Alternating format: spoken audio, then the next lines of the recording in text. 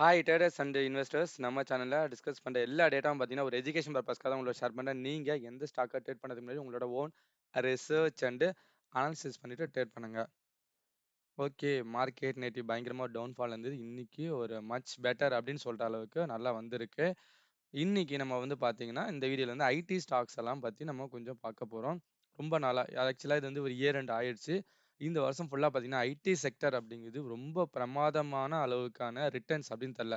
2021 2022 compare பண்ணும்போது இப்போ பெரிய லெவலில் வந்து ரிட்டர்னே தராமல் ஒரு ஃப்ளாட்டாக தான் வந்துட்டு ஐடியோட இன்டெக்ஸுங்கிறது போயிட்டு இருக்கு.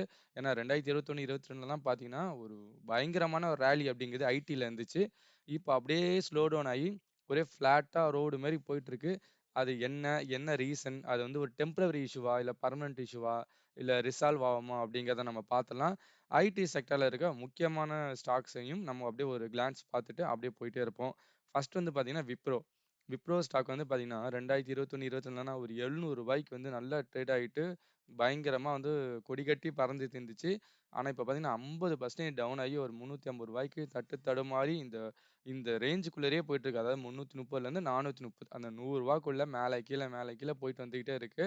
ஒரு பெரிய ரிட்டர்ன் அப்படின்னு எதுவுமே இல்ல. இந்த வருஷம் ஃபுல்லா நம்ம கணக்கு எடுத்தோம். ஜனவரி மாசம் வாங்கியிருந்தீங்கன்னா இந்த ஸ்டாக்க ஒரு 11% தான் ரிட்டர்ன் அப்படிங்கிற அளவுக்கு தான் வந்திருக்கும். அதுக்கு ஏகப்பட்ட ரீசன்ஸ் இருக்கு. ப்ரொமோட்டர்ஸோட ஹோல்டிங் இவங்க இன்கிரீஸ் பண்ணிட்டு போயிட்டு இருக்காங்க. பிசினஸ் சரியா வரமாட்டேங்குது. அப்புறம் அவங்களுக்குள்ள இருக்க விப்ரோக்குள்ள இருக்க பிசினஸ்லாம் கொஞ்சம் மெர்ஜ் பண்ணிட்டு இருக்காங்க. அப்படி இப்படின்னு சொல்லிட்டு ஏகப்பட்டது போயிட்டு இருக்கு. ஓவராலாவே ஐடிங்கிறது பெருசா போல. அதுல பர்ட்டிகுலரா அ இந்த ஸ்டாக்குங்கிறது பெரிய ரிட்டர்ன் அப்படிங்கிறது தரவே இல்ல. ஸோ அடுத்த ஸ்டாக் வந்து பார்த்தீங்கன்னா, இன்ஃபோசிஸ். இன்ஃபோசிஸ் வந்துட்டு இந்த வருஷம் ஆரம்பத்துல கொஞ்சம் நல்லா தான் வந்துட்டு ரிட்டர்ன் அப்படிங்கிறது குடுத்துச்சு. ஒரு நாள் கேப் டவுன்ல விழுந்தது. அந்த ரெசிஷன் ஃபியர்ன்னு வரும்போது இந்த இடத்துல விழுந்தது. விழுந்த ஸ்டாக் வந்து பார்த்தீங்கன்னா, ரூ. 1220 ரூ. 1250 விழுந்துச்சு. கரெக்ட்டா நான் அந்த இடத்துல தான் வாங்குனேன். அங்கேருந்து பார்த்தீங்கன்னா, பெருசாவே இல்ல. ஒரு ரூ. 250 ஏறி 1500 ரூ. 1540 இந்த ஒரு ரேஞ்சுக்குள்ளேயே சுத்திட்டு இருக்கு. பெரிய ரிட்டர்ன் அப்படின்னு தரவே இல்ல. இந்த வருஷம் ஸ்டார்ட்டிங்ல வாங்கியிருந்தோம். ஜனவரி மாசம் வாங்கியிருந்தோம்னா, இதுவரையும் பார்த்தீங்கன்னா, 1% தான் வந்து ரிட்டர்ன் அப்படிங்கிற அளவுக்கு தான் வந்திருக்கும். இந்த ஸ்டாக்க பொறுத்தவரையும் அந்த அளவுக்கு இன்வெஸ்டர்ஸ்க்கு பெரிய ரிட்டர்ன் குடுக்காத ஸ்டாக்கா தான் இன்ஃபோசிஸும் போயிட்டு இருக்கு. அடுத்தது வந்து பார்த்தீங்கன்னா, டெக் மகேந்திரா. இதுவும் வந்து பார்த்தீங்கன்னா, ஒரு ரீசனபிளான ஒரு நல்ல ஒரு ரிட்டர்ன் அப்படின்னு ஒரு 23% குடுத்துச்சு. ஆனா ரீசென்ட் டைம்ஸ்ல வந்த குவார்ட்டர்லி ரிசல்ட் பெரிய ரிசல்ட் வராதனால, அதுவும் கீழ விழுந்து பெரிய ரிட்டர்ன் அப்படின்னு இல்லாம ஒரு 23%ல தான் போயிட்டு இருக்கு. ஸோ இவங்களும் வந்து பார்த்தீங்கன்னா, அ மத்த ஐடி செக்டர் மாரி தான் இவங்களும் போயிட்டுருக்காங்க. ரொம்ப பெரிய லெவலான ரிட்டர்ன் அப்படின்னு வராம, ஓரளவுக்கு டீசென்ட்டான ரிட்டர்ன் அப்படின்னு வந்து குடுத்துருக்காங்க. அடுத்த ஸ்டாக் வந்து பார்த்தீங்கன்னா, HCL. இது ஒண்ணு மட்டும் தான் ஐடிலயே கொஞ்சம் அவுட் ஆஃப் த பாக்ஸ்ல வந்துட்டு ப்ளே ஆகிட்டு இருக்கு. அதாவது ஒரு நல்ல ரேலியில போயிட்டுருக்கு. நல்ல பிசினஸ் இருக்கு. ஏகப்பட்ட கிளையண்ட் அப்படின்னு இருக்காங்க அவங்ககிட்ட. அதனால இந்த ஸ்டாக் மட்டும் கொஞ்சம் நல்ல ரேலி ஆகி இந்த வருஷத்துல மட்டும் ஒரு 37% ரிட்டர்ன் அப்படிங்கிற அளவுக்கு குடுத்துருக்கு. அதுவும் ரீசென்ட் டைம்ஸ்ல கீழ விழ ஆரம்பிச்சிருச்சு. ஸோ அடுத்தது இவங்களுக்கெல்லாம் வந்துட்டு தலைவர் டிசிஎஸ் வந்து பார்த்தீங்கன்னா, அவங்களும் வந்து பெரிய ரிட்டர்ன் குடுக்கவே இல்ல. ஒரே சைட்வேஸ்ல தான் போயிட்டுருக்கு. இப்ப அந்த பைபேக் அது இதுன்னு சொல்லி இந்த ஸ்டாக்குங்கிறது இப்போ ரீசென்ட் டைம்ஸ்ல ரேலி ஆகி தான் ஒரு ரிட்டர்ன் குடுத்துருக்கு. ஓவராலா இந்த வருஷம் பார்த்தீங்கன்னா, 16% தான் ரிட்டர்ன் அப்படின்னு குடுத்துருக்கு. அதுக்கும் மேல வந்து தரல. ஏன் இந்த ஐடி ஸ்டாக்ஸ் எல்லாமே வந்துட்டு இப்போ ஃப்ளாட்டா போயிட்டுருக்கு அப்படின்னா, அதுக்கு ஒரு பலதரப்பட்ட ரீசன்ஸ் இருக்கு. முக்கியமான ரீசன்ஸ் எல்லாமே நமக்கு தெரியும். அது என்னங்கிறத ஒன் பை ஒன் வந்து நம்ம பார்த்துன்னே வரலாம். அது வந்து நமக்கு வந்து கொஞ்சம் யூஸ்ஃபுல்லாவும் இருக்கும். அதுல ஃபர்ஸ்ட் ரீசன் என்ன அப்டின்னா, குளோபலா வந்துட்டு குளோபல் கிளையண்ட்ஸ்லாம் இருக்காங்க பார்த்தீங்களா, அவங்க வந்துட்டு பெரிய ஆர்டர்ஸ் அப்படிங்கிறது இந்த ஐடி கம்பெனிக்குலாம் வந்து தரல. ஏன்னா, குளோபல் லெவல்ல ஒரு பெரிய டவுன்ஃபால் ஃபியர் அப்படிங்கிறது ஆரம்பிச்சு ஒரு ப்ரெஷர்க்குள்ள போயிட்டனால ஸ்டார்ட்டிங்லயே டெக் கம்பெனிஸ் எல்லாமே வந்து பார்த்தீங்கன்னா, அந்த கொஞ்சம் அந்த ரிசெஷனுக்குன்னு சொல்ற மாரி ரிசெஷன் ஃபியர்ல ஸ்டார்ட்டிங்லயே போனனால டெக் கம்பெனிஸ் எல்லாமே கொஞ்சம் டவுன் ஆயிடுச்சு. அங்க விழுந்தது தான். அதுக்கப்புறமா வந்து பெரிய ஆர்டர்ஸ் இவங்களுக்கு கிடைக்காதனால, இவங்களோட ஆர்டர்ஸ்லாம் பார்த்தீங்கன்னா, மேக்ஸிமம் யுகே, யுஎஸ் அங்கேருந்து தான் அதிகமான ஆர்டர்ஸ் வரும். இந்தியாலலாம் கம்மி. பட் இந்தியால கிடைச்சாலுமே ரெவென்யூங்கிறது நமக்கு ரூபீஸ்ல வரும். அங்கேருந்து டாலர்ஸ்ல வரதுனால, அதோட வரவு கம்மியானனால, ஆக மொத்தம் இந்த ஷேருங்கிறது பெருசா வந்து பெர்ஃபார்மன்ஸ் பண்ணாம கொஞ்சம் ப்ரெஷர்லயே வந்து போயிட்டுருக்கு. இது ஒரு ரீசன். இந்த ரீசன் வந்து ரெக்டிஃபை ஆகுமானா, கண்டிப்பா வந்து ஆயிடும். ஏன்னா, இன்னைக்கு இல்லனாலும், நாளைக்கு இல்லனாலும் குளோபல் லெவல்ல எல்லா ப்ராப்ளமும் தீர்ந்ததுக்கு அப்புறமா திருப்பியும் ரேலி ஆக ஆரம்பிச்சுச்சு அப்படின்னா, இந்த ப்ரெஷர் அப்படிங்கிறது சார்ட் அவுட் ஆயிட்டு, அது திருப்பியும் பெரிய பெரிய கிளையண்ட்ஸ் எல்லாமே வந்துட்டு ஆர்டர்ஸ் அப்படிங்கிறது குடுக்க ஆரம்பிச்சுருவாங்க அப்படின்னு நான் நம்புறேன். 2வது வந்து பார்த்தீங்கன்னா, இன்ட்ரெஸ்ட் ரேட் ஹைக்ஸ். இதுதான் இந்த வருஷத்துல வந்துட்டு ஒரு மிகப்பெரிய பிரச்சனை.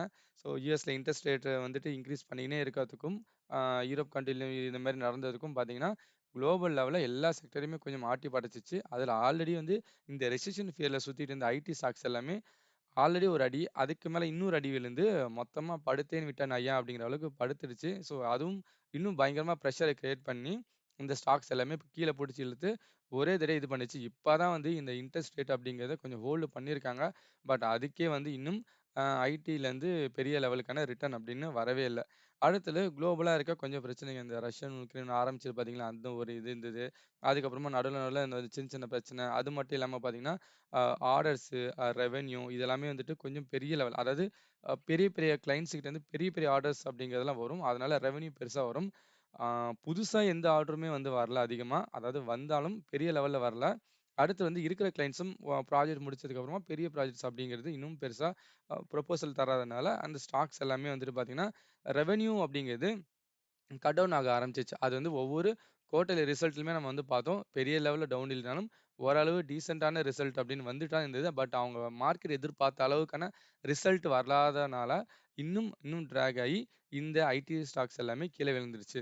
ஆக மொத்தம் இந்த பிரச்சனை எல்லாமே வந்து பார்த்தீங்கன்னா, ஒரு தற்காலிகமான பிரச்சனை தான் நான் வந்து பார்க்குறேன். ஏன்னா ஐடியோட தேவைங்கிறது ஃபியூச்சர் நோக்கி பார்க்கும்போது கண்டிப்பா அதிகமா தேவைப்படுது. அப்போ இதெல்லாம் ஷார்ட் அவுட் ஆகும்போது, கண்டிப்பா ஒரு மிகப்பெரிய ரேலிக்குள்ள திருப்பியும் ஐடி ஸ்டாக்குங்கிறது போகும்.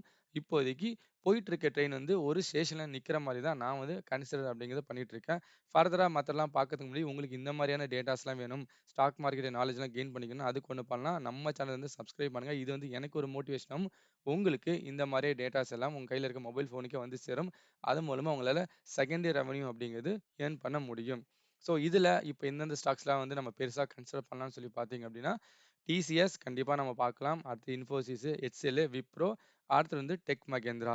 ஸோ, இதுல வந்து பார்த்தீங்கன்னா, விப்ரோ ஆல்மோஸ்ட் வந்து 50% கீழ நல்லா கீழ வந்து கரெக்ஷன் ஆயிருக்கு. எல்லா ஸ்டாக்ஸுமே பயங்கரமா கரெக்ஷன் ஆகி தான் கீழ போயிட்டுருக்கு. நல்ல ரேலீஸ்லாம் வரும்போது திருப்பி வந்து இந்த ஸ்டாக்ஸ் எல்லாமே உள்ள போகும். இதெல்லாம் வந்து பார்த்தீங்கன்னா, அப்பப்போ கொஞ்சம் கொஞ்சமா நம்ம வந்துட்டு அதாவது ஒரே டைம்ல அக்குமுலேஷன் அப்படின்னு பண்ணக்கூடாது.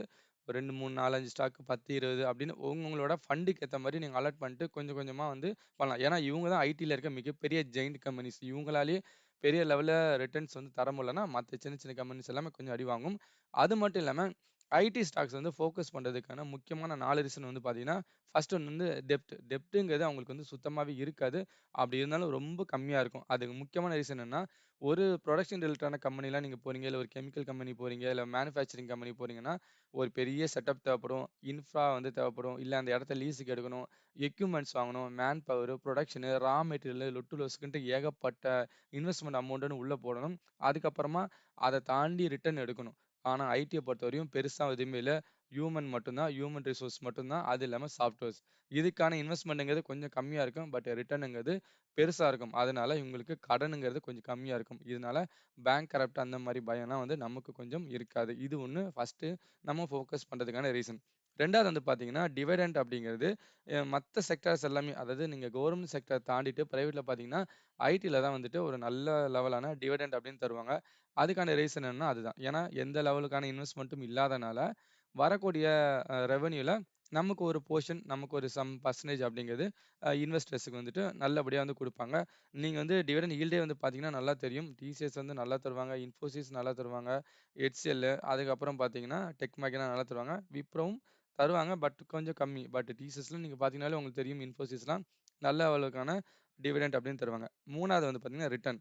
ஸோ ஐடி ஸ்டாக்ஸ் வந்து பார்த்தீங்க அப்படின்னா, ஒரு ராலி ஆக ஆரம்பிச்சுச்சு அப்படின்னா, ஒரு 50, 70% அப்படின்னு நல்ல ஒரு ரிட்டர்ன் அப்படின்னு தர்றதுக்கான ஒரு வாய்ப்புள்ள ஒரு செக்டார். மத்த செக்டார கம்பேர் பண்ணும்போது, அ நின்னுட்டு இருக்க ட்ரெயின் திருப்பியும் கிளம்ப ஆரம்பிச்சுச்சுன்னா, ஒரு நல்ல லெவலான ரிட்டர்ன் அப்படின்னு தரும். அடுத்தது 4வது வந்துட்டு, இது வந்து ஒரு ஃபியூச்சர் ஓரியன்டடான ஒரு செக்டார். ஸோ இது வந்து இன்னியோட முடிய போறதில்ல. இதோட தேவைங்கிறது எல்லா காலத்திலயும் நமக்கு தேவும். அதுக்கேத்த மாரியான டெக்னாலஜிஸ் வர்றதுனால, இன்னும் ஐடி சப்போர்ட் அப்படிங்கிறது நாளுக்கு நாள் அதிகரிச்சுட்டே போறதுனால, இன்னும் ஃபியூச்சர் நோக்கி பார்க்கும்போது, இந்த செக்டார்லாம் வளர்றதுக்கான ஒரு வாய்ப்பு இருக்கு. ஸோ இப்போதைக்கு இதெல்லாம் ஒரு ஹோல்ட் ஆன் ஒரு கூலிங் ஃபேஸ்ல போயிட்டுருக்கு.